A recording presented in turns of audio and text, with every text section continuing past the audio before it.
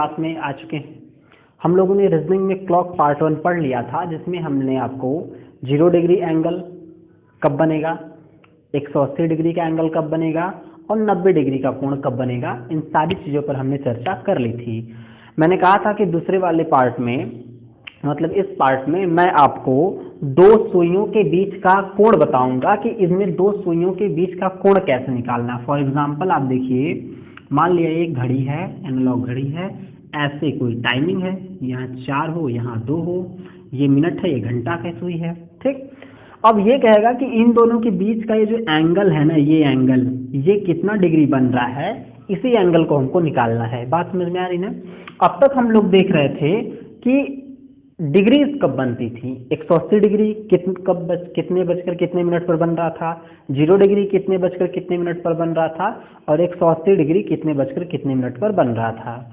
लेकिन इसमें इस वाले वीडियो में हम लोग ये देखेंगे कि दोनों सुइयों के बीच का जो कोण है वो कितना निकल कर आ रहा है। इस पर आज हमें चर्चा करनी है और समय न गवाते हैं, चलिए समझाता हूँ मैं आपको। आप ये तो समझ गए होंगे कि इसमें हमें करना क्या है इस वीडियो में। दूसरा चीज, इस चीज को निकालने के लिए 2 से 3 फॉर्मूले हैं, 2 से 3 फॉर्मूले हैं। उसके पहले एक चीज आप समझ लीजिए मेरी बात को। ये जो घड़ी है आप देखेंगे कि वृत्त के आकार की है। घड़ी कैसी होती है, वृत्त के आकार की होती है, और वृत्त का जो कोण होता है ना वो कितना होता है, 360 डिग्री होता है। पता होगा आपको, 360 डिग्री होता है। अब आप देखिए कि कोई भी नॉर्मल घड़ी में 12 अंक दिए होते हैं। जैसे यहाँ पे 12 होगा, यहाँ 1 होगा, 2, 3, ये 4, ये 5, ये 6, 7, 8, ये 9, ये 10, ये 11, 12 अंक दिए हुए हैं। बात समझ रहे ना। अब देखिए 360 में अगर हम 12 से डिवाइड कर देते हैं ना तो कितना आएगा, 12 तिहाई 36, कितना आ रहा है 36, मतलब 30 डिग्री।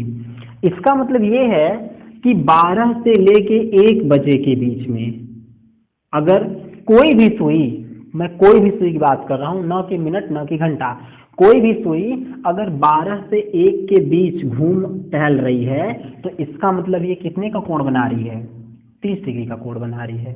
बात समझ में आ रहा होगा। कहीं भी जा रही हो, 5 से 6 के बीच में आ रही है 30 डिग्री का कोण, 9 से 10 के बीच में जा रही है 30 डिग्री का कोण।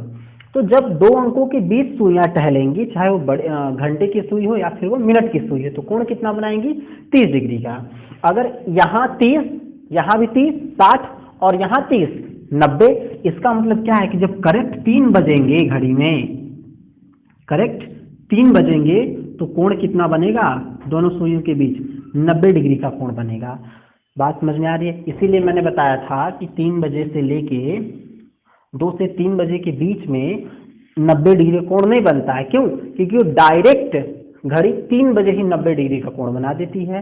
इसीलिए 2 और 3 बजे के बीच में क्या होता है, कभी भी 90 डिग्री का कोण नहीं बनता है। बात समझ में आ रही होगी आपको। चलिए, यही चीज मैं समझाना चाहता हूँ। इसका मतलब अगर 3 अंक हम बढ़ रहे हैं तो सीधे सीधे 90 डिग्री बढ़ रहे हैं। 6 बढ़ेंगे तो 180 180 जाएंगे, एक फिर जाएंगे 270 जाएंगे, और एक बार फिर चले गए तो 360 चले ही जा रहे हैं। क्लियर है चीजें। तो आपको ये पता चल गया होगा कि अगर एक अंक सुई खिसक रही है तो कितना जा रही है, वो 30 डिग्री जा रही है। ये मैं इसलिए बता रहा हूँ कि आप अपने उत्तर की जांच डायरेक्ट आप कर सकते हैं। एकदम एग्जैक्ट उत्तर तक तो आप नहीं पहुंचेंगे, फिर भी बहुत पास तक आप पहुंच जाएंगे कि आपका उत्तर गलत ना हो, इसलिए ये चीज मैं आपको बता रहा हूँ। चलिए, अब इसके लिए देखिए सीधा सा फंडा है, कुछ फॉर्मूले आपको याद करने पड़ेंगे। बहुत बेसिक से बहुत छोटे से फॉर्मूले हैं, उन्हीं को मैं लिख देता हूं और आपको इन सारे फॉर्मूलोज को याद करना पड़ेगा। 3 फॉर्मूले मैं यहाँ पे आपको बताऊंगा। तीनों में एक सबसे बेस्ट है, सबसे छोटा सबसे बेस्ट, आप उसी का इस्तेमाल कीजिएगा। हालांकि 2 फॉर्मूले और मैं आपको बता दूंगा कि आप ये न कहें कि मैं कोई एक ही फॉर्मूला बताया हूँ, लेकिन आप प्रयास ये कीजिएगा कि किसी एक फॉर्मूले से ही सारे सवाल लगाइए। क्योंकि जब आप सारे फॉर्मूले लगाना स्टार्ट कर देंगे तो प्रॉब्लम क्या होगी कि कोई भी फॉर्मूला अच्छे से याद नहीं होगा। इसलिए एक फॉर्मूला कोई भी याद कीजिए और उसी पे आप सारे सवाल लगाते हुए चले जाइए। चलिए मैं फॉर्मूला लिखता हूँ। पहला फॉर्मूला है 30 गुणे एच, ये डिफरेंस 11/2 गुणे एम। अब इसे हम समझेंगे क्या है ये फॉर्मूला, समझते हैं। 30 समझ रहे होंगे। एच मतलब होता है घंटा, कितना घंटा हुआ है, घंटे वाली सुई कितने पर है। बात समझ में आ रही है। और 11/2 मतलब 11/2 होगा ही होगा, गुणे m, m का मतलब है मिनट, कि मिनट वाली सुई कितने पर है। ये फॉर्मूला नंबर 1 है। मैं इसे मिटाता हूं, इसे फॉर्मूला नंबर 1 लिख देता हूं। बात समझ में आ रही है। फिर से याद कीजिए, 30 गुणे घंटा और डिफरेंस, माइनस नहीं, डिफरेंस, डिफरेंस 11/2 गुणे मिनट। डिफरेंस का मतलब क्या है कि अगर ये बड़ा आ रहा है तो इसमें से इसको घटा देंगे, और ये बड़ा आएगा तो इसमें से इसको घटा देंगे, इसलिए मैंने यहाँ पे डिफरेंस का इस्तेमाल किया है। आगे समझिए, एक फॉर्मूला, जैसे कि एग्जांपल मैं आपको देता हूं। मान लिया कि 3 बज रहे हैं, कितने बज रहे हैं, 3 बज रहे हैं, तो 3 ऐसे बजेगा, ठीक है, ऐसे बजेगा 3। और ये हमसे पूछा है कि 3 बजे मिनट और घंटे वाली सुई के बीच कोण कितना होगा। तो देखिए, घंटे का सुई मान 3 है ना, फॉर्मूला लिखेंगे 30 गुणे 3, डिफरेंस 11/2, मिनट क्या है 0 0 0 लिख दे रहे हैं। तो क्या 0 में किसी भी संख्या का गुणा करेंगे तो मान हमेशा 0 आएगा। माइनस कर दीजिए, और ये 90, तो 90 में से 0 जाएगा, कितना मान आ रहा है 90 डिग्री। तो ये 90 डिग्री आया। फट से यहाँ पे घड़ी बनाएंगे, मन में बनाएंगे। मन में जैसे घड़ी हम लोग बनाते हैं तो देखते हैं सुई ऐसे बन जा रही है, 3 और 12, 1 और 2 होंगे, कितना घंटा हुआ 3, 1 घंटा चलने में कितना मिनट लगता है, कितना डिग्री 30 डिग्री, 3 घंटा चलने में 90 डिग्री। इसका मतलब उत्तर हमारा सही है। ये ऑप्शन से हम पता लगा लेंगे। मैं फिर से बताता हूँ, एग्जैक्ट आंसर नहीं मिलेगा, यहाँ मिल गया, हर जगह एग्जैक्ट नहीं मिलेगा, आस पास मिलेगा। बात समझे, 2 4 6 डिग्री के अंतर रहेगा, लेकिन आप पहुंच जाएंगे। जो ऑप्शन दिए होते हैं ना, बड़े भड़कीले ऑप्शन दिए होते हैं, आस पास का ऑप्शन जल्दी नहीं देता, 30 दे देगा, 60 दे देगा, 90 दे देगा, 120 दे देगा, ऐसे दे देगा। तो आप डायरेक्ट भी अगर लगाना चाहेंगे तो आप आंसर तक पहुंच जाएंगे। ये फॉर्मूले उस कंडीशन के लिए हैं जहां पर आपको उससे जो ऑप्शन दिया है वो थोड़ा पास पास के ऑप्शन दिया है, या फिर आपको ऑप्शन दिया ही नहीं हो। ऐसी परिस्थितियों में ये आपको पूछा जा सकता है, इसलिए इस फॉर्मूले को जानना जरूरी है। तो ये फॉर्मूला आप समझ गए होंगे और एक सवाल आप समझ गए होंगे। अब डाटा बदलते हैं। मान लिया 3:20 हो रहे हैं, 3:20 हो रहे हैं, तो मिनट ये तो सब सेम होगा। 20 m के जगह यहाँ पे हमें क्या लिखना है, 20 लिख देना है। चलिए भाई 20 लिख दिया। काटेंगे 10, गुणा हो जाएगा 110 डिग्री। कितना डिग्री आया 110 डिग्री। अब देखिए ये डिफरेंस है ना, ये बड़ा ये छोटा है, घटा देंगे कितना आएगा 20 डिग्री आएगा। मतलब अब 3:20 में घंटे और मिनट वाली सुइयों के बीच कितना डिग्री कोण बनेगा, 30 डिग्री, क्या 20 डिग्री बनेगा। फट से इसको समझते हैं। 3 तो बज ही रहा है, 20 की बात कर रहा है ना, 20 का मतलब 4 पे सुई होनी चाहिए। क्या होना चाहिए, 4 पे सुई होनी चाहिए। ये वाली जो सुई होगी ये कितने पे होगी, ये देखिए 4 पर होगी। दूसरी चीज, ये जो 3 पर सुई है ना, ये करेक्ट 3 पर नहीं होगी।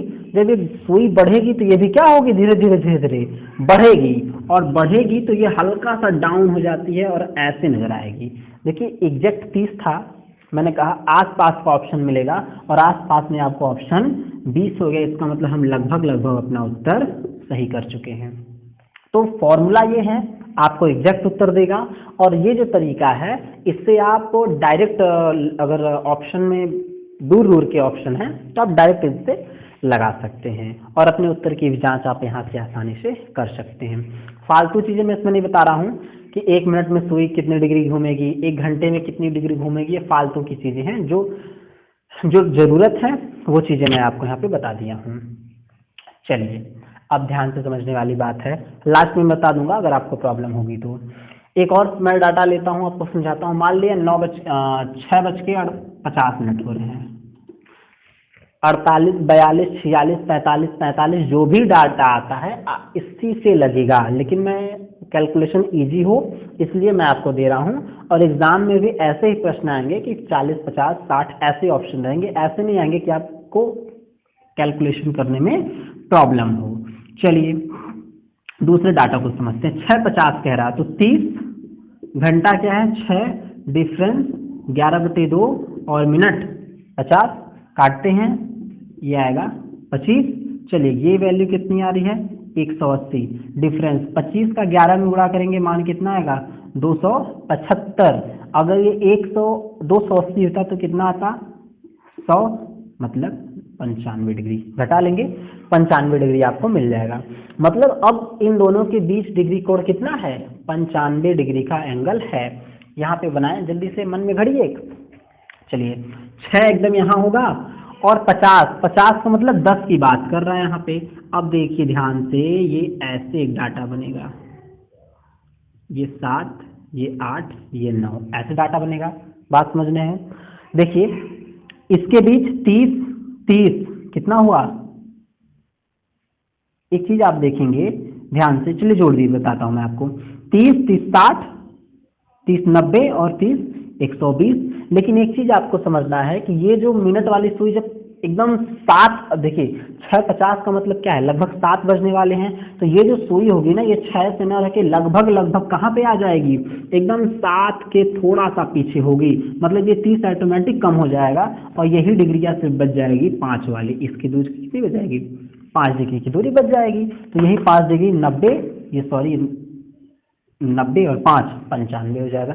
यहाँ से हम अपने उत्तर की जांच कर सकते हैं और यहाँ से एग्जैक्ट उत्तर ले आ सकते हैं। ये तो पहला फॉर्मूला रहा। अब दूसरे फॉर्मूले की ओर चलते हैं, इसे मिटाते हैं। मैं आपको दूसरा फॉर्मूला बताता हूँ और आप आसानी से दूसरे फॉर्मूले से भी सवालों को कर लेंगे। इसे मिटाते हैं।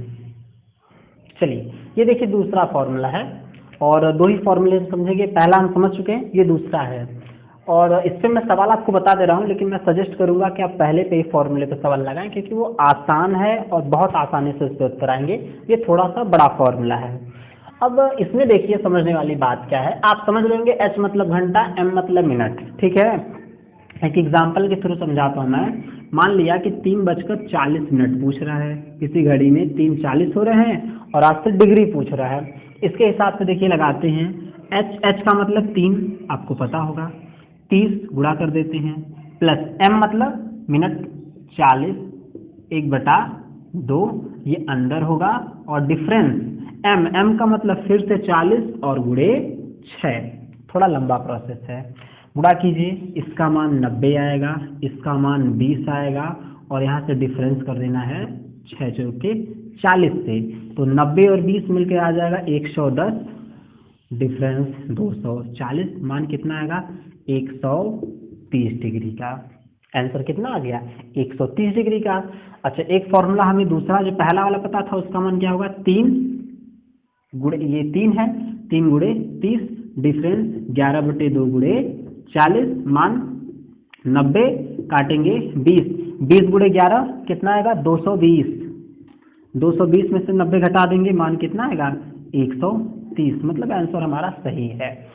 समझ में आ रही बात? तो एक ये फॉर्मूला है। फट से अपने घड़ी में कैसे देखेंगे, एक घड़ी मन में बनाएंगे। 3:40 कह रहा है, 40 का मतलब 8 पे सुई होनी चाहिए, और यहाँ 3 पे सुई होनी चाहिए। ये तो करेक्ट 8 पे होगी, और ये थोड़ी सी झुकी हुई होगी। यहाँ 4 होगा, यहाँ 5 होगा, यहाँ 6 होगा, यहाँ 7 होगा। अब आप देखिए 30 कितना हुआ? 1 2 3 4, 120 मिनट, ठीक। 120 आ रहा है, यहाँ पे कोई प्रॉब्लम नहीं, ठीक। ये कितना आ रहा है? 120 आ रहा है, और ये देखिए 4 पे है, और ये अभी 4 पर पहुंची नहीं है, तो ये 10 मिनट ये भी रहा होगा। तो कुल मिलाकर कितना आ जाएगा? 130 मिनट आ जाएगा। तो ये था घड़ी से बनाना। और ये एक दूसरा फॉर्मूला, इस पर मैं ज़्यादा सवाल आपको नहीं बताने वाला हूँ।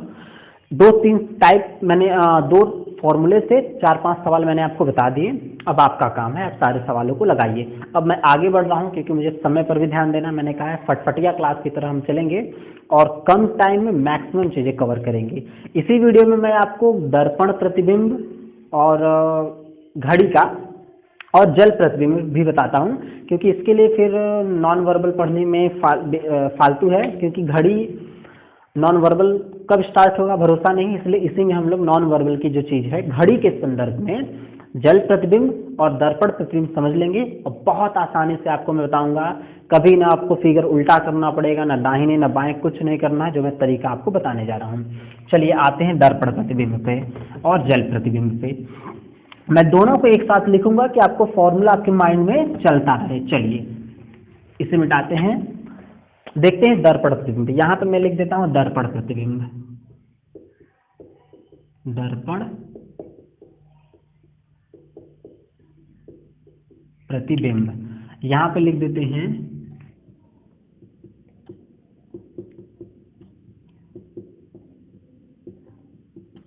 चलिए दर्पण प्रतिबिंब, उधर जल प्रतिबिंब।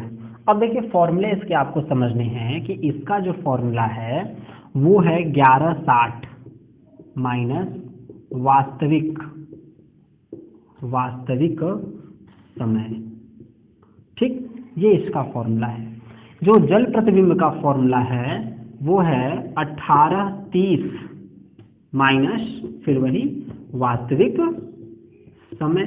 अब समझिएगा, जो इससे बेहतर ट्रिक हो ही नहीं सकती घड़ी में जल प्रतिबिंब निकालने की, सॉरी दर्पण प्रतिबिंब निकालने की और जल प्रतिबिंब निकालने की, इससे बेहतर ट्रिक कोई नहीं है, आज तक मैंने नहीं देखा। आपको कहीं मिलेगा तो आप इस वीडियो को छोड़ के उससे पढ़ लीजिएगा। इससे बेहतर आज तक नहीं आया, हो सकता है इन फ्यूचर कोई आ जाए, लेकिन उम्मीद ही नहीं है कि आए, क्योंकि इससे आसान क्या हो सकता है, इससे आसान क्या हो सकता है। एक कोई भी सवाल लेते हैं, मान लिया कह रहा है कि 2:40 हो रहे हैं, ठीक, एक फॉर्मूला है 2:40 हो रहे हैं किसी घड़ी में, उसी का हमको दर्पण प्रतिबिंब निकालना है और उसी का हमको जल प्रतिबिंब निकालना है। चलिए जब दर्पण प्रतिबिंब निकालेंगे तो कितना आएगा, देखिए 1160 माइनस 2:40, घटाइए, यहाँ कितना आएगा 20, यहाँ कितना आएगा 11 में से 2 जाएगा 9, मतलब 9:20 क्या हो जाएंगे, दर्पण के प्रतिबिंब में होंगे। इनकी पुष्टि करने के लिए आप एक काम कीजिएगा, कोई घड़ी लीजिएगा, बंद घड़ी चलती हुई नहीं, उसमें आप 2:40 बजा दीजिएगा, फिर दर्पण में देखिएगा कि दर्पण में क्या हो रहा है, आपको खुद ही पता चल जाएगा क्या क्या सही है क्या गलत है। फिर अब हम जल प्रतिबिंब की ओर आते हैं। आप देख रहे होंगे 2:40 में इसमें हम निकाला, जब 1830 पर निकालेंगे तो क्या करेंगे, 2:40 घटा देंगे।